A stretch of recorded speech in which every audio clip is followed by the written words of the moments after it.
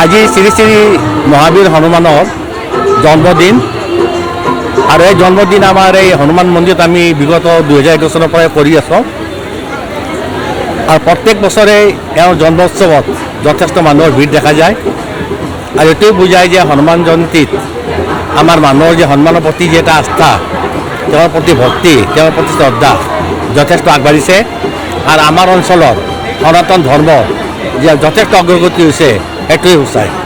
বছৰে বছৰে মানে বেছি মানুহৰ সমাগম হৈ আছে। হয় হয়, যথেষ্ট সমাগম হৈ আছে আৰু মানে বিভিন্ন কোন কোন প্ৰান্তৰ পৰা মানুহ মানে ভক্ত আহে ইয়াতে?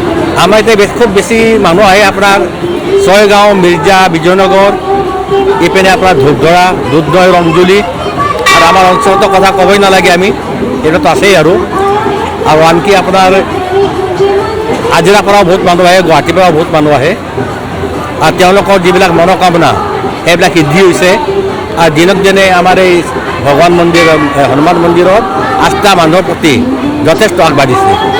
আমাৰ এই সম্পৰ্কে মানে মানুহৰ হিতৰ কাৰণে যথেষ্টখিনি সমাজসেৱক হিচাপে বিভিন্ন ধৰণৰ আপুনি সহযোগিতা আগবঢ়াই থাকে। হয়, মানে অনাগত ভৱিষ্যতে কেনেধৰণৰ পদক্ষেপ গ্ৰহণ কৰিব?